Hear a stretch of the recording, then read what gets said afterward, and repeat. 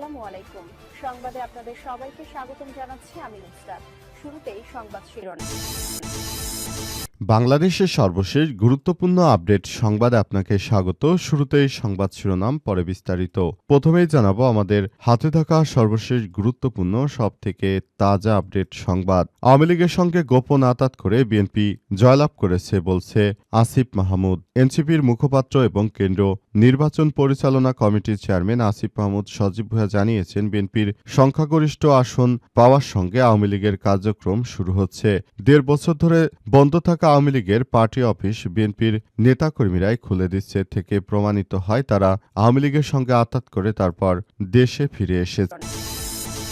এরপর জানাবো ময়মনসিংহে আওয়ামী লীগের কার্যালয়ে বৈষম্য বিরোধীদের আগুন। ময়মনসিংহের তারাকান্দায় কার্যক্রম নিষিদ্ধ আওয়ামী লীগের দলীয় কার্যালয়ে বিক্ষোভ করেছে বৈষম্য বিরোধী ছাত্র আন্দোলন ও জাতীয় নাগরিক পার্টি এনসিপির নেতাকর্মীরা। আজ রাত ৮টার দিকে বিক্ষোভ করে পোড়া কার্যালয়টির ভেতরে টায়ার দিয়ে পুনরায় আগুন দেওয়া হয়। সময় দেয়ালে ইট ভাঙচুর করা হয়েছে। এদিকে ইনকিলাব জিন্দাবাদ চলবে না বললেন বিদ্যুৎ ও জ্বালানি মন্ত্রী। বিদ্যুৎ ও জ্বালানি খনিজ সম্পদ মন্ত্রী ইকবাল হাসান মাহমুদ টুকু বলেছেন, বাংলাদেশকে যদি ধারণ করতে হয়, বাংলা ভাষাকে যদি মায়ের ভাষা বলতে হয়, তাহলে ইনকিলাব জিন্দাবাদ আর বাংলাদেশে চলবে না। ইনকিলাব জিন্দাবাদ, ইনকিলাব মঞ্চ এগুলো বাংলার সঙ্গে কোনো সম্পর্ক নেই। যারা আমাদের মায়ের ভাষা কেড়ে নিতে চেয়েছিল, এগুলো তাদের ভাষা বলে জানিয়েছেন তিনি। জানাবো আদাবরে চাঁদা না পেয়ে কারখানায় সশস্ত্র হামলা, গ্রেপ্তার ৩। রাজধানীর আদাবর এলাকায় একটি এমব্রয়ডারি কারখানায় স্থানীয় কিশোর গ্যাং ও বিএনপির সন্ত্রাসী চাঁদাবাজ চক্রের সন্ত্রাসীরা হামলা চালিয়েছে। এ সময় তারা কয়েকজন শ্রমিককে কুপিয়ে আহত করে। এই ঘটনার পর এমব্রয়ডারি ব্যবসায়ী এবং শ্রমিকরা হামলাকারীদের বিচারের দাবিতে থানা ঘেরাও করে পড়ে। ঘটনায় অভিযুক্ত রাসেল সহ ৩ জনকে গ্রেপ্তার করেছে পুলিশের সদস্যরা। এবং সর্বশেষ জানাবো ভারতে ২০ শিশুকে যৌন নির্যাতন, ধর্মগুরু শিষ্যের বিরুদ্ধে মামলার নির্দেশ। ভারতের উত্তরপ্রদেশের প্রয়াগরাজ্যে ২০ শিশুকে যৌন নির্যাতনের অভিযোগে জ্যোতিষ পীঠের ধর্মগুরু স্বামী ও অভিমুক্তের নান্দন সরস্বতী ও তার স্বামী শ্রী মুকুন্দ গিরির বিরুদ্ধে আইএফআইআর দায়েরের নির্দেশ দিয়েছে স্থানীয় আদালত। দর্শক, এতক্ষণ শুনছিলেন সংবাদ শিরোনাম, এবারে বিস্তারিত। তবে তার আগে বন্ধুরা অনুরোধ থাকবে, এই সংবাদটিতে একটি লাইক দিন। এই চ্যানেলে আপনি নতুন হয়ে থাকলে আমাদের সংবাদটি দেখতে দেখতে চ্যানেলটি সাবস্ক্রাইব করে রাখুন। কমেন্ট করে বন্ধুরা আপনার মূল্যবান মতামত জানিয়ে দিন আপনি বিশ্বের কোন দেশ থেকে বা বাংলাদেশের কোন স্থান থেকে আমাদের সংবাদটি দেখছেন এবং শুনছেন। আর বন্ধুরা, সংবাদটি আপনার সোশ্যাল মিডিয়া ফেসবুকে শেয়ার করে বন্ধুদেরও দেখার সুযোগ করে দিন। গাজা যুদ্ধে আপনি যদি নিরীহ ফিলিস্তিনিদের ভালোবেসে থাকেন, কমেন্টে ইয়েস লিখে পুরো বিশ্বকে জানিয়ে দিন। এবারে বিস্তারিত।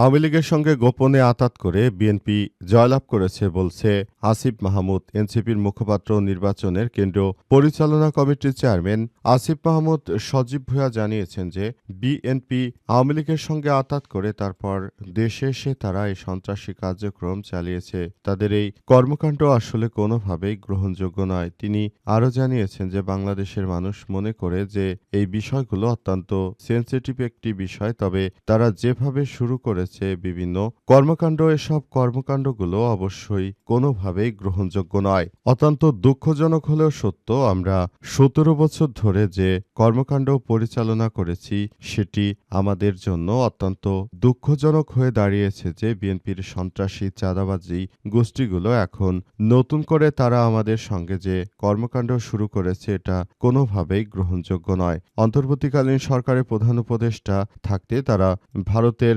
মদতপুষ্ট একটি সন্ত্রাসী এবং সন্ত্রাসী গোষ্ঠীগুলো মূলত বাংলাদেশটাকে যে ধ্বংস করতে চেয়েছিল, সেই সন্ত্রাসী গোষ্ঠীগুলোর সঙ্গে এখন তারা আঁতাত করে আবারও নতুন করে বাংলাদেশটাকে এক সর্বনাশার দিকে ঠেলে দিতে চায়। এজন্য অন্তর্বর্তীকালীন সরকারের প্রধান উপদেষ্টা প্রফেসর ড. মোহাম্মদ ইউনূসের সরকার থাকতে তিনি যে কাজটি করে গেছেন সেটি অত্যন্ত ঘৃণিত। প্রফেসর ড. মোহাম্মদ ইউনূসের সরকারের অধীনে ইলেকশন ইঞ্জিনিয়ারিং, এটা দুঃখজনক ঘটনা। ময়মনসিংহে আওয়ামী লীগের কার্যালয়ে বৈষম্য বিরোধীদের আগুন। ময়মনসিংহে তারাকান্দায় কার্যক্রম নিষিদ্ধ আওয়ামী লীগের দল ও কার্যালয়ে বিক্ষোভ করেছে বৈষম্য বিরোধী ছাত্র আন্দোলন ও জাতীয় নাগরিক পার্টি এনসিপির নেতাকর্মীরা। আজ রাত ৮টার দিকে বিক্ষোভ করে পুরো কার্যালয়টির ভেতরে টায়ার দিয়ে আগুন ধরিয়ে দেওয়া হয়। সময় দেয়ালে ইট ভাঙচুর করা হয়েছে। বৈষম্য বিরোধী ছাত্র আন্দোলনের কেন্দ্রীয় কমিটির সমন্বয়ক কাল নূর আয়াস, জাতীয় যুব শক্তির জেলা যুগ্ম আহ্বায়ক, এনসিপির দক্ষিণ অঞ্চলের মুখ্য সংগঠক সহ আরও অন্যান্য নেতৃত্ববৃন্দরা সেখানে উপস্থিত ছিলেন। তারা সেখানে আওয়ামী লীগের বিরুদ্ধে বিভিন্ন রকম স্লোগান দিতে থাকে। স্লোগানে মুখরিত হয়ে ওঠে পুরো এলাকা। সেই এলাকায় যেভাবে কার্যক্রম চালানো হয়েছে সেই বিষয়গুলো অত্যন্ত দুঃখজনক হলেও সত্য যে আওয়ামী লীগের সন্ত্রাসী চাঁদাবাজ গ্রুপগুলো যেভাবে সেখান থেকে বিভিন্ন কার্যক্রম চালানোর চেষ্টা করেছে সেই কার্যক্রমগুলোকে প্রতিহত করা হয়েছে।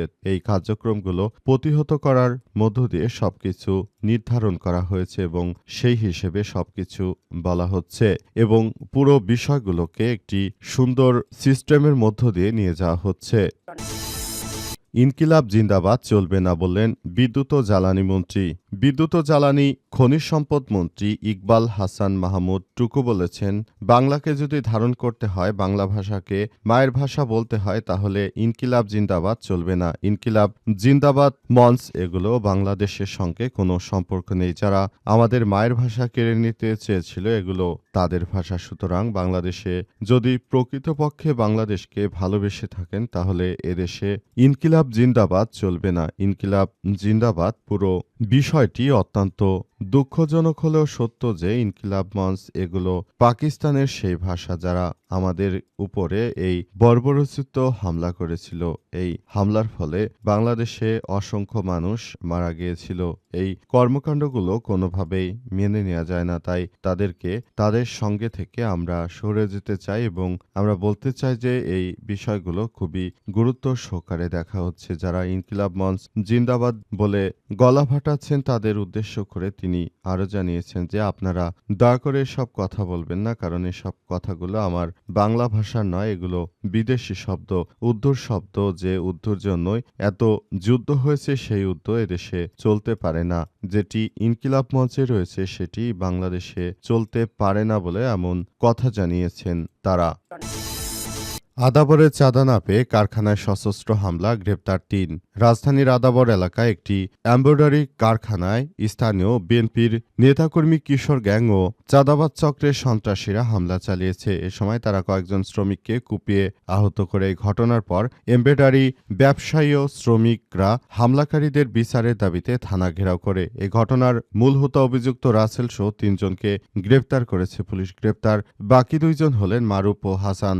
আজ সন্ধ্যার দিকে ১৭ নম্বর রোডে এই ঘটনা ঘটে। রাতে ১০টার দিকে ১.৫ শতাধিক লোক হামলার বিচারের দাবিতে থানা ঘেরাও করে। স্থানীয়রা জানিয়েছে শনিবার সন্ধ্যায় আবির এমব্রয়ডারি মালিক সমিতির সাধারণ সম্পাদক মুস্তাফিজুর রায়হান জহিরের কারখানায় আকস্মিক দেশীয় অস্ত্রসহ কিশোর গ্যাং চক্রের সদস্যরা হামলা চালায়। এ সময় ওই কারখানায় কয়েকজন শ্রমিককে কুপিয়ে আহত করা হয়েছে বলে জানিয়েছে মুস্তাফিজুর রায়হান জহিরের ভাই ভাতিজা মারুফ হাসান সুমন।